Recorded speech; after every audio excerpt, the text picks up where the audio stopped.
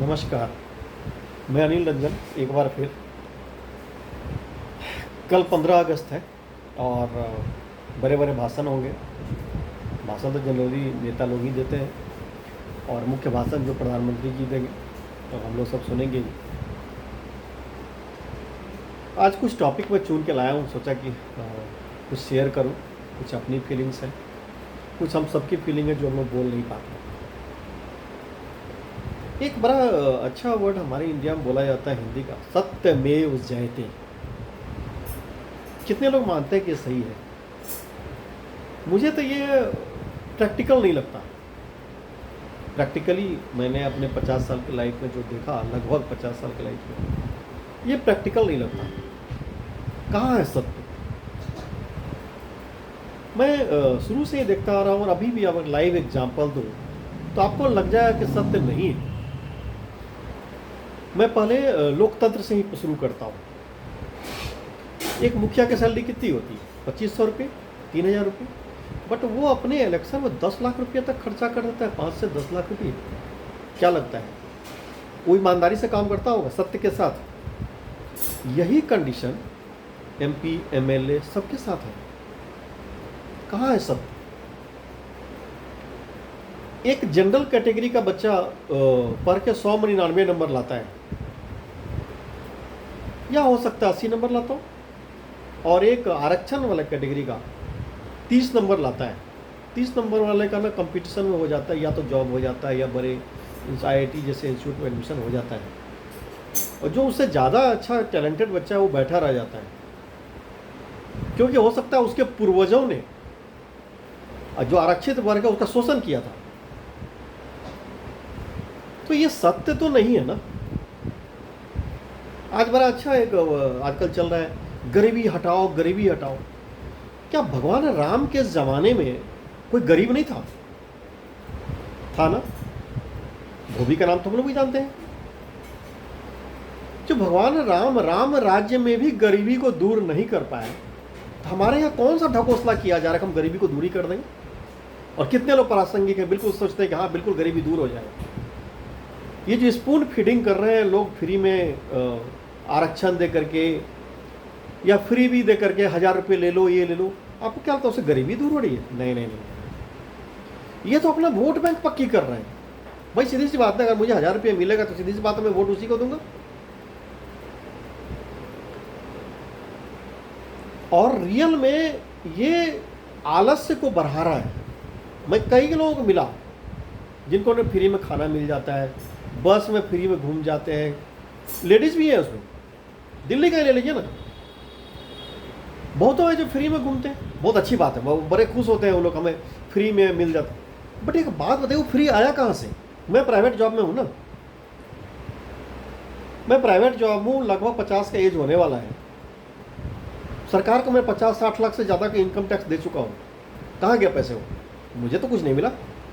मैं private job में हूँ, तब भी जॉब अनसिक्योर था और आज भी अनसिक्योर है। कहाँ है सत्य? सत्य नहीं है। अब मैं आता हूँ सत्यमेव जयते कहाँ का लिखा होता है, वहाँ क्या होता है? पुलिस डिपार्टमेंट, सत्यमेव जयते। लेकिन फिर भी पुलिस डिपार्टमेंट का ना, मैं तो इज्जत करता हूँ, लोगों को करना भी चाहिए। जानते हैं क्यों?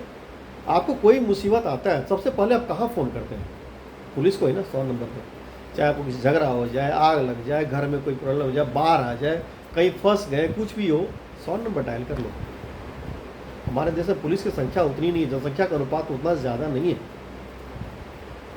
फिर भी हम लोगों में बहुत लोग कहते करे नहीं, वो तो बहुत पैसे खाता है, घूस खाता है, ये है वो है। बट वो पुलिस वालों के बारे में किसी ने सोचता नहीं है, बिल्कुल नहीं। वो कहाँ का आदमी आया है? हमारे ही समाज का तो है, हम ही लोगों में से किसी का बेटा होगा ना।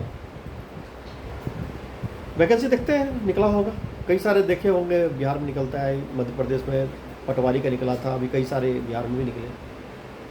सुनने में आता है दलाल 20 लाख 25 लाख मांगते हैं और लोग दे भी देते हैं। हो सकता है कम्पीट भी करता होगा उसमें से। अब जब पुलिस में जाएगा तो वो पैसे कहाँ से लाए? कहीं से तो एडजस्ट करेगा ना। लोग कहता है पुलिस घूस खाती है, अरे उसकी बात भी सोचो ना, 24 घंटे ड्यूटी पे है उसकी। होली के दिन वो होली नहीं मनाता, दिवाली के दिन दिवाली नहीं मनाता, वो आपकी रक्षा में लगा रहता है।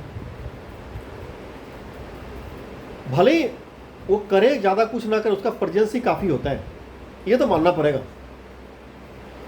अब है कि उसको थोड़ा इज्जत हमें देनी चाहिए, क्योंकि हम सबसे पहले ना उसी को फ़ोन करते हैं, वो आता भी है, भले ही माना कि उसमें भ्रष्टाचार है, पैसे खाता है, एक नहीं ऊपर नीचे तक बहुत सारे फिल्में बन चुकी हैं, हो सकता है सच भी हो, क्योंकि फिल्म जो होता है समाज का दर्पण होता है, ऐसा होगा, हो रहा है। अब एक बात और सोचिए, इसमें क्या गलती उससे उसी की है? हमारे परिवार में से अगर किसी का बच्चा पुलिस डिपार्टमेंट कंप्लीट कर जाए, आईपीएस हो जाए, आईएएस हो जाए, इनकम टैक्स हो जाए, बहुत खुशी होती है जिनके यहाँ कंप्लीट करता है। लेकिन किस बात के लिए खुशी होती है कि जॉब हो गई सिर्फ इसलिए? अरे नहीं, रुतबा मिल गया। इनकम टैक्स ऑफिसर के यहाँ से जाता है कि बाजार में देखते हैं आधे दाम पर सामान मिल जाते हैं उसे, बोलते मैं पुलिस डिपार्टमेंट का हूँ, तो वो देख के खुश हो जाता है, अरे वाह अब बेटा का बहुत बड़ा हो गया। अगल बगल वाली सोचता है पुलिस डिपार्टमेंट में उसका क्या कहने, इतनी तो एक्सपेक्टेशन आप उस पर लाद देते हैं, तो भ्रष्टाचार तो होगा वहाँ पे, तो है, बट फिर भी हमें उम्मीद वहीं से है, इसलिए उसकी इज्जत करनी चाहिए। बाकी सबसे ज़्यादा अगर आप नेता लोगों की सबकी इज्जत करते हैं ना, उससे अच्छा है वो, ये तो मानना पड़ेगा। नेता हो सकता है कभी ना आपके फ़ोन को नेगलेक्ट कर दे, ना सुने, बट वो जरूर सुनेगा। FIR लॉन्च हो गया तो अपने कार्रवाई भी करेगा, झूठा ही सही करेगा जरूर। इसलिए मेरी इज्जत है, और मैं यही सबसे रिक्वेस्ट करूँगा, पुलिस वालों की इज्जत करें, और पुलिस वालों को थोड़ा सा चाहिए अपने तरफ से कोशिश करें जहाँ तक संभव हो, क्योंकि ज़्यादातर संभावना उनकी तरफ से नहीं होती, क्योंकि वो एक प्रेशर उनके पास ये होता है चोर डकैत को, बदमाशों को पकड़ के लाओ, दूसरा प्रेशर ये होता है कि वो डकैत से ना उस नेता का लिंक है, उसको जल्दी से छुड़वाओ। अब कुछ हमारे कानून की पेचीदगियाँ उठा करके उसको तिहाड़ जैसे जेल में डाल देते हैं या कहीं और डाल देते हैं, और फिर वहाँ से उनका गैंग चलता रहता है। तो उनकी भी कुछ मजबूरियाँ हैं जिसको सुधारना तो हमारे कानून का ही काम है, बट कानून बनाने वाले जिसको हम चुनते हैं ना, सब उसमें लायक नहीं होते। पार्लियामेंट का सेशन देखा है आपने? विरोध में जो बैठा होता है वो तो ये सोच के ही जाता है, चाहे वहां पर 2 जोड़ 2 4 ही क्यों न बोले सत्ता पक्ष वाले, हम उसके विरोध में ही बोलेंगे। माना कि सत्ता पक्ष में 100% सत्य नहीं होता होगा, सब चीज सही नहीं होता होगा, लेकिन जो चीज सही उसको सही बोलो यार। दूसरा चीज, ये वोट बैंक की राजनीति बड़ा भयंकर है इंडिया। कुछ दल समीकरण लगाते हैं, MY समीकरण, मुस्लिम यादव फल्ला डिमाका, अभी आ रहा है ये जाति जनगणना हो रहा है। जाति जनगणना क्यों हो रहा है जानते हैं? वो जाति का जनगणना करके ये पता कर लेंगे किस जाति में कितना वोट बैंक है, और उसी हिसाब से उसको लाभ देंगे। ये गलतफहमी है लोगों की, जाति गणना हो जाए उसके अनुपात से उसको लाभ मिलेगा, ना ना ना ना ना, किस जाति से उनको ज़्यादा वोट मिलेगा उसका आकलन करके वो उसके हिसाब से लाभ दिलवाएंगे। वो MP MLA सबको एक फंड मिलता है, क्षेत्र में जाओ मिलो, उसके अलग से ऑफिस मिलते हैं, और अलग से खर्चे मिलते हैं, मिलने के लिए टेलीफोन के पैसे मिलते हैं। मैंने अपने 50 साल के लाइफ में, 48-49 साल के लाइफ हो गया, 49 साल के आसपास, मैंने नहीं देखा, मैंने आज तक किसी MP MLA से हाथ ही नहीं मिलाया हूँ। जबकि मैं पत्रिका में भी लिखता हूँ, सब जगह जानता, हो सकता है वो लोग जानते भी हो, क्योंकि वो हम लोग को वोट देने के बाद इतने बड़े हो जाते हैं, वो अपनी खुद सैलरी तो खुद डिसाइड कर लेते हैं।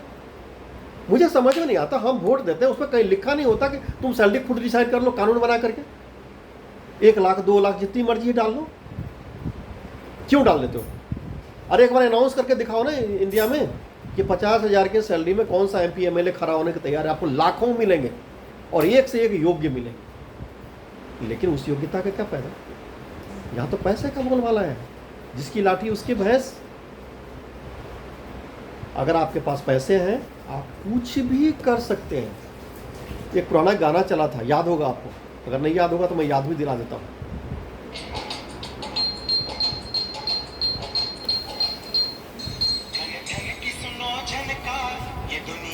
ये बिल्कुल सत्य है आज के डेट में। आज के डेट में अगर पैसा है कुछ भी हो सकता है, कुछ भी। ऐसे ऐसे वकील बैठे हुए हैं यहाँ पे तो झूठ को सत्य बनाने में माहिर है। एक हियरिंग 1 करोड़ लेते हैं, 1 करोड़ दीजिए और केस जीत जाइए। जितने फिल्म स्टार हैं, बड़े बड़े हैं, कांड करते हैं और उनके लिए हाजिर होता है। तो इसे ना थोड़ा हम ही कंट्रोल कर सकते हैं।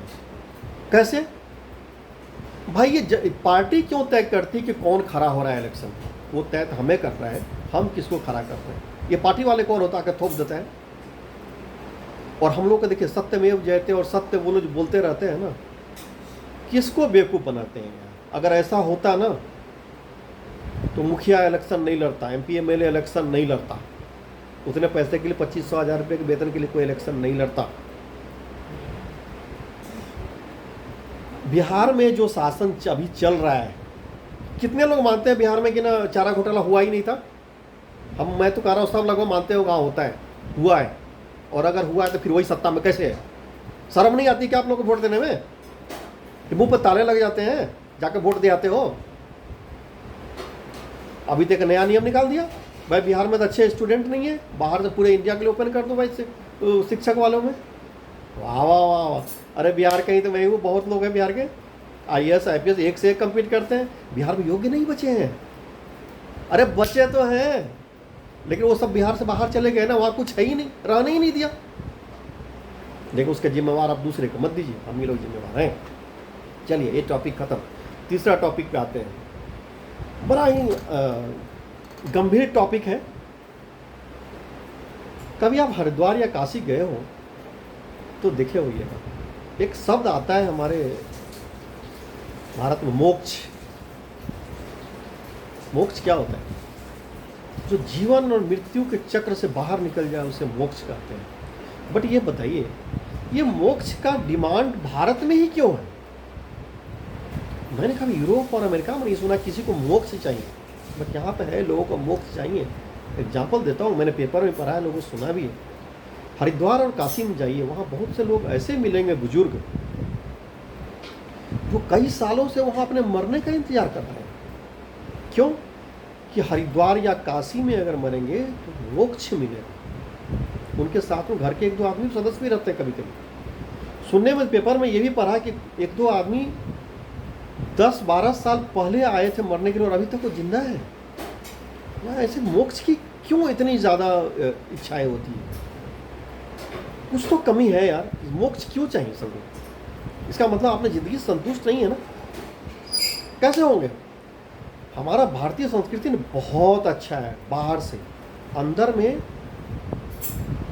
बहुत ज़्यादा स्ट्रिक्ट है, जो कि अलाउ नहीं करता। हम लोग सब गलत करते हैं। एक एग्जांपल दूं,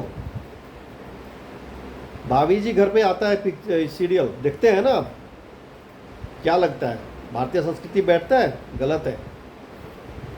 लेकिन करता सब है। दूसरे की बीवी बगल में सुंदर दिख जाए तो कौन नहीं झांकता है भाई? जरा बताना कौन से ईमानदार बच गया है? कोई नहीं होगा। लेकिन मोक्ष क्यों चाहिए? ये बहुत बड़ा सवाल है। पूरे दुनिया में खुशी का जो इंडेक्स बनाया है उसमें इंडिया बहुत पीछे है। हमारे यहाँ लोग खुश क्यों नहीं है? अरे उसकी खुशी छोड़िए, अब तो बच्चे भी खुश नहीं है। अब मैं दूसरा टॉपिक लेकर आ रहा हूँ, इसके बाद मैं इसको कंटिन्यू करूँगा। दूसरा टॉपिक देखिए, कोटा का नाम सुना है ना आपने? बच्चे पढ़ने जाते हैं, बड़ी अच्छी तैयारी कराते हैं लोग, मेडिकल IIT बहुत कम्पीट करते हैं। कुछ दिनों से एक न्यूज़ आ रही है, वहाँ बच्चे ना सुसाइड कर रहे हैं। क्यों कर रहे हैं? अरे अब मैट्रिक पास करता है बच्चा, इंटर पास करता है, आप उसको वहाँ 1-1.5 लाख का फीस दे के एडमिशन करा देते हैं और बोल भी देते हैं, देखो बेटा बहुत मुश्किल से इतने पैसे अरेंज करा भेजा हूँ, कम्पीट करके आना। और बच्चे ना प्रेशर में रहते हैं, यार अगर कम्पीट नहीं किया तो पापा का तो 1.5 लाख रुपया 2 लाख रुपया चला ही जाएगा। और मोहल्ले वाले, गांव वाले, रिश्तेदार वाले बड़े ताने मारेंगे, और ताने मारने में तो इंडिया का कोई जवाब नहीं है। कोई जवाब नहीं, कुछ भी कहीं भी बोल देगा। नहीं कम्पीट किया क्या? अरे खेल रहा था क्या वहाँ? कम्पीट नहीं किया है? बाप इतना खर्चा कर रहा है, पढ़वे नहीं करता है। चलो पढ़ लिख लिया, नौकरी नहीं हुआ, 5,000 का भी नौकरी नहीं मिल रहा है, इतना पढ़ाया लिखा है। चलो बाप बड़ा था, बेटा नहीं हुआ, बाप से डायरेक्ट पूछ लेगा सामने, आप तो पढ़ने बड़ा अच्छा था, बेटा आपका इतना बिगड़ कैसे गया? अरे भाई उसकी नौकरी नहीं हुई, पढ़ा लिखा है तो क्या कर ले इसमें? रिश्तेदार का भी कहानी है। चौथी कहानी है वो दहेज प्रथा वाली, जिसको जितना दहेज उसकी उतनी इज्जत समाज में। ये सब प्रेशर कहाँ जाता है? बच्चों के ऊपर। अब इसका मेन मुद्दा पे आता हूँ। वहाँ पता है कुछ बच्चे रहते हैं ना, उनके जो घर के रूम के अंदर पंखे लगे हैं ना, पंखे में ना जाली लगी हुई है और स्प्रिंग लगा हुआ है। स्प्रिंग क्यों? कि अगर वो फांसी पर लटके ना तो पंखा नीचे आ जाए। क्या करना है ऐसे पढ़ाई करके यार, क्या करना है ऐसे पढ़ाई करके? मुझे समझ में नहीं आया ऐसा पढ़ के भी क्या कर लेगा वो। अरे दुनिया में बहुत काम है भाई करने के लिए, एक से एक अमीर पढ़े हुए हैं बिना पढ़े लिखे। आप देखो ना, फिल्म देख लो, कहीं भी देख लो, कम पढ़े लिखे बहुत है। कई सारे आईएएस का मैं इंटरव्यू पढ़ा, जो मैट्रिक 3rd डिवीजन, इंटर जो है 2nd डिवीजन, तब भी वो आईएएस कंप्लीट कर गया। भाई इतना प्रेशर में डालने की जरूरत नहीं भाई, पढ़ लिख के वो नौकर ही बनेगा ज़्यादा पढ़ लिया तो। क्यों? उसके ऊपर तो आप बैठाएंगे नेता लोगों को ना, ऊपर तो वो रहेगा, नीचे रहेगा वो। अरे इतनी जरूरत नहीं है। वैकेंसी कमी हो रही है ना, एक जगह ऐसा है जहां आप लोग कोई ध्यान नहीं देते हैं। जितनी वैकेंसी निकलती है ना, बैंकिंग फलना डिमाका ये वो, अभी आपने सुना कि MP MLA और जितने वैकेंसी ये निकलते हैं, ये भी वैकेंसी तो है। बच्चे खड़ा करो ना, 25 साल से ऊपर हो गए सबको खड़ा कर दो, पूरे गांव मोहल्ले में जितने सब खड़ा हो जाए, क्या होगा? वोट बढ़ जाएंगे ना, हो जाने दो, जो जीतेगा वो बनेगा। फिर आपको कोई दारू देने, बोतल देने नहीं आएगा और पैसा देने नहीं आएगा, वोट दो, सब दो वोट, सबको खड़ा कर दो। ये डिवीजन एंड रूल चल रहा है। ये किसके लिए? पढ़े लिखों के लिए। क्यों?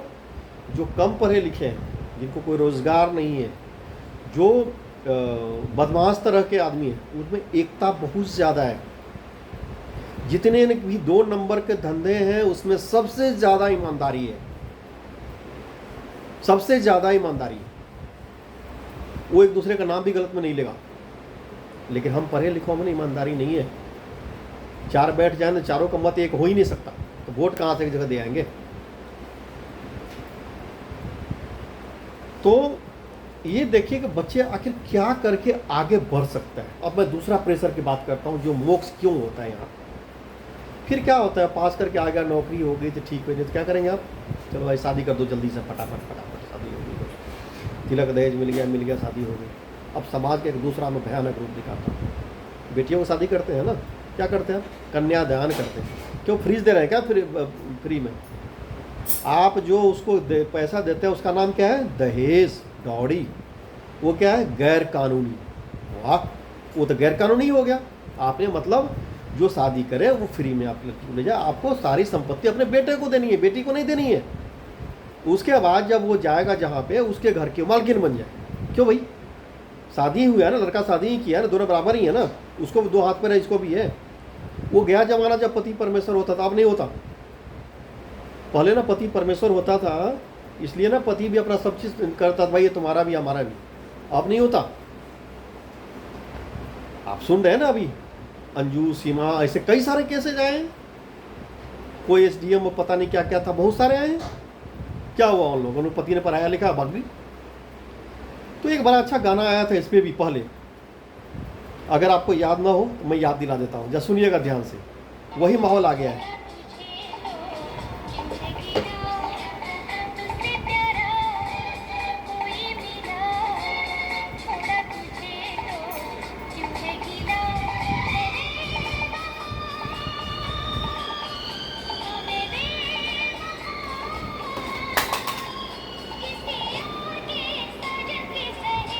सुन लिया आपने? ये होने लगा है। अब उसको छोड़िए, अपने बेटी को दहेज दीजिए न दीजिए, महिला सशक्तिकरण एक बकवास है। वो ऑलरेडी सशक्त है। आज के डेट में सब पढ़ लिख रहा है और दोनों बराबर पढ़ रहा है, कोई माँ बाप कमी नहीं छोड़ रहा है पढ़ाई लिखाई नहीं। वो ना पढ़े, पढ़ने में अच्छा न हो, वो बात छोड़ दीजिए, उसको एक घर दीजिए। क्योंकि शादी के बाद अगर आप अरेंज मैरिज करते हैं या लव मैरिज जो भी करें, क्या पता उसका पति से ना पटे, तो फिर क्या करेगा? वो कहाँ जाएगी? उसका तो आप घर रहने नहीं दिए। पति कहेगा मेरा घर है, तुम्हारा क्या है? फिर वो कहाँ जाएगी? आप सोचिए। वो तो पति तो मैं बहुत सुना बोल देता है, तेरा घर बाप का घर है क्या? बोलता है ना। फिर आपकी बेटी को बड़ा अच्छा लगेगा। एक घर दीजिए, अगर उसको पति से ना बने अपने घर में रह लेगी, पढ़ी लिखी है, कमा खा लेगी, बच्चे की जिम्मेवारी लेकिन माँ बाप की होगी। ऐसा नियम निकालिए ना, दोनों खुश रहें। प्रेशर कुकर मत बनाइए उसको। और दोनों का शादी हो गई, प्रेशर को डाल दिया, लड़ाई हो रही है, सीटी बज रहा है, लोग सोच रहे ये तो ऐसे ही बजता रहता है। नहीं, कुछ नहीं रहता भाई। एक और चीज़, फैमिली जितने भी इंडिया में आज की डेट में अच्छी चल रही है ना, वो नाटक चल रहा है। आजकल क्या होता है, दोनों नौकरी कर रहे हैं। अब शादी होता है, दो चीज़ हो सकते हैं, या तो दोनों नौकरी कर रहा होगा या कोई एक नौकरी। अगर दोनों नौकरी कर रहा है ना, तो दोनों नौकरी जाएगा, दोनों आएगा, ढंग का ना खाना भी नहीं मिलेगा, कि दाल भात सब्जी जो होता है ना पका पकाया मिल जाएगा। उसके घर में उसकी सास ससुर हो या उस लड़की की या कोई हो तो बना दे, अलग बात है, या बहुत पैसे हो तो नौकरानी रख ले, वरना ढंग का खाना भी नहीं मिलेगा। और अगर रेस्टोरेंट ही बंद हो तो सूखा सूखा खा के ही रहना पड़ेगा। और जहाँ एक कमाता है ना, वहाँ तो बेचारे पूछिए मत। क्यों? उसको अपने सपनों के साथ साथ उस लड़की के सपने भी पूरे करने, डबल है। दूसरी लड़कियों को हम ये कभी सिखाते नहीं, दूसरे घर में जाना है कैसे रहना है, दूसरे के वो भी तो कोई लड़का अगर रह रहा है, कमा रहा है, कुछ तो करके मेहनत करके ही आगे कमाया होगा ना। अगर लड़की भी उतनी, अरे अगर लड़की अगर बड़े पोस्ट पे है, बहुत पैसे वाले हैं, कम पढ़े लड़के से कभी शादी नहीं करती। ज़्यादा पैसा हो जाता लड़कियों के लिए क्या होता है, हमें और मर्दों की ज़रूरत नहीं है ना। ऐसा ही है भाई। कभी आपने सुना लड़की बहुत पैसे वाला थी, बहुत पढ़ी लिखी है, कम पढ़े लड़कों से शादी कर ली हो? कभी नहीं होता। हाँ, लड़के कर लेते हैं, उसके पास जिम्मेदारियाँ भी डबल हो जाती हैं। कभी कोई ऐसा हुआ जो कि सब नौकरी कर रहा हो, बॉस ने डांट दिया हो, रोते हुए वहाँ पे चुपचाप रहा हो, फिर आकर घर में सुनाया हो, आज में बॉस ने मुझे बहुत डांटा, उससे कोई वैल्यू नहीं है भाई। और अब तो ऐसा हो गया है ना, फैमिली बचाने का प्रेशर ना हस्बैंड पे ही है। जितने घर आप देख रहे हैं, मैंने बहुतों को देखा, बर्तन भी धोते हैं, बच्चे भी संभालते हैं, और लड़ाई हो जाती है चुपचाप बच्चे उठा कर बाहर भी चले जाते हैं। अरे छोड़ो यार, कौन लड़ेगा, फैमिली को बचा कर रखनी है। बीवी जाती है आराम से डिफ्टिंग पेंटिंग करके आती है, पार्क में जाती है, घूमने जाती है, शॉपिंग मॉल जाती है, और हस्बैंड बेचारा ड्यूटी जाता है। ये कौन सा तरीका है भाई? ये कौन सा आप दे दिए उसे संस्कार? वो भी काम करे ना, उसको भी समझ में आना चाहिए ना कि कहाँ से आते हैं, कैसे। ऑफिस में कोई डांट खाता है तो कैसे लगता है, उसको बोल दे तो मुँह फैला के बैठ जाएगी। एक बात बताइए, इतनी बन ठन के जो निकलती है और कहती है मैंने छेड़ रहा था। एक काम कि जितने फैशन बना के निकलते हैं ना, उसको देखना बंद कर दे सब कोई। गारंटी देता हूँ फैशन इंडस्ट्री बंद हो जाएगा। वो फैशन करके ही इसीलिए निकलती है कि दूसरा उसे देखे, और जब देखे तो बोलता है वो दिखती। हालांकि सबके सब चीज़ कुछ सत्य तो है ही नहीं ना, हर जगह झूठ ही झूठ है। जो अपने पापा के संपत्ति में इच्छा पूरी नहीं हुई लड़कियों की, वो अपने पति से चाहते उसको फुल आज़ादी मिल जाए। वो बोलती है, कई बार सुना हूँ, अरे पापा के यहाँ इतनी रिस्ट्रिक्शन थी, आपके यहाँ भी इतनी रिस्ट्रिक्शन रहेगी? क्यों भैया, जिसने जन्म दिया उसको तो तुम पर दया ही नहीं आई, वो तो ऐसे भगा दिया तुम्हें, हमसे क्यों उम्मीद रखते हो? ये सब कारण ना मोक्ष का होता है, क्यों चाहता है। उसके बाद क्या होता है, घर खरीदना है, प्राइवेट नौकरी में है ना, इनकम टैक्स ईमानदारी से भरते रहिएगा, क्योंकि इनकम टैक्स कट के ही सैलरी आएगी। अगर आपने घर ले लिया बड़े शहरों में ना, तो जब तक आपकी उम्र खत्म होगी तभी उसका सैलरी लोन भी खत्म होगा, फिर आपका कहानी खत्म। बीवी बोलेगी आपने किया क्या, ना घुमाया, ना फिर आया, ना ये ना वो, सबकी शिकायत रहेगी, फिर आप दुखी ही हो जाएंगे। क्या किया आपने, देखिए उनके यहाँ ये किया, उनके यहाँ किया, क्योंकि यहाँ आजकल दिखाने वालों कमी नहीं है। घर में अठन्नी नहीं रहता, क्रेडिट कार्ड में 5,000 लेकर के चले गए घूमने के लिए मनाली से, अब विदेश से फोटो लेकर शूट करके यूँ दिखाएंगे। क्यों भैया, काहे दिखाते हो? जितनी औकात है उतना ही दिखाओ ना। ये सब वहाँ भी जाता है जहाँ सत्य की बातें करते हैं लोग ना, सत्य नहीं है। ये सब दुख का कारण है। फिर बुढ़ापे में दुखी हो जाता है, तो कहता है यार जिंदगी में है क्या, कोई रस ही नहीं है। तो फिर वो जिन जन्म मरण के मृत्यु के चक्र से तो बाहर ही होना चाहेगा ना वो कभी भी। इसीलिए वो मोक्ष चाहता है, यही कारण है मोक्ष। बड़ा ही पेनफुल एरिया है, लेकिन ऐसा है। अब मैं एक और बात पे आता हूँ। भारत को ना मैं माँ बहनों का देश बोलता हूँ। यहाँ माँ बहनों को ना बहुत इज्जत है। माँ बहन, रक्षाबंधन, फलना ढेर। कभी पति दिवस देखे? नहीं होता, कोई वैल्यू नहीं है उसकी, कोई वैल्यू नहीं। सबसे गिरा जो प्राणी है ना यहाँ, पति बोला जाता है उसको। पहले होता था पति परमेश्वर, अब गया जमाना। आपको भी गाना सुना है ना, वो कहानी आ चुकी है। अब आता हूँ next topic, free service. Delhi में भी चल रहा है, बाकी जगह भी चल रहा है। फ्री में बस में जाइए, फ्री में ये ले लीजिए, 1000 रुपये का ये मिलेगा महीने का। यार क्या हो रहा है यार, क्यों दे रहा है सरकार?